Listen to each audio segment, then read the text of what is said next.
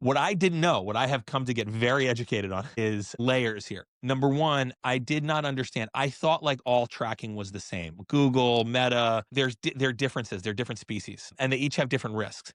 But what we're talking about here is third party tracking services that are part of this data harvesting ecosystem that is behind this huge world of online advertising. The data that is gathered here is publicly purchasable by basically anybody. This is not something I understood. I did not understand that there was reams of data spilling off all of our phones that is being held in databases and analyzed and is publicly purchasable. So I've now done this myself. With a few bucks and a website, you can go to a advertising firm, a data harvesting firm, and basically design campaigns to pinpoint devices that go to a certain address and that open certain websites. You can say, put this on a phone in this area that reads this website, Breitbart versus CNN. But you can also reverse engineer this data. It's very easy to buy a bunch of data from a certain area and say, hey, I know this person goes to the gym here and goes to school here. Show me all the phones that do that. Oh, there's only one phone that goes to those two places, and here's where they sleep. This is all totally doable. I'm not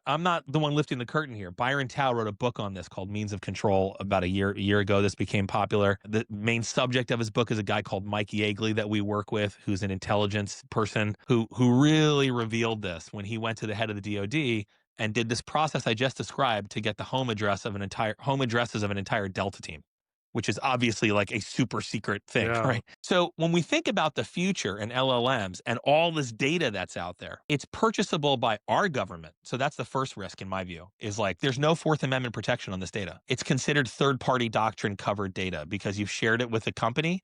It has zero Fourth Amendment protection. So that means the government can and does today buy this data and say, show me the people who go to gun stores. Show me the people who go to crypto conventions. Show me the people who go to gay bars, whatever. Happening all the time. Foreign countries are doing this, profiling people in our country who have important jobs or who might be involved in government or defense. Like this is huge, risky stuff. Also, individuals can do it. Crazy individuals or private investigators are doing this all the time in court cases now, right? So this is, I think, big. Like there are many layers, as we often describe. We see it as sort of like a pyramid of risk of smartphone data and security.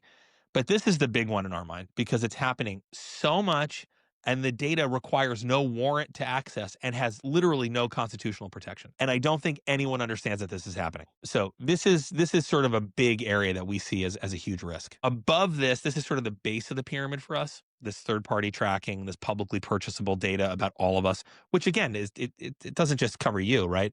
You can very easily find out your wife's phone, right? And that where she works or you work. I mean, it's crazy. It's very easy to draw patterns of life from people from this. I can actually show you, if you're interested, an example of this. It's crazy.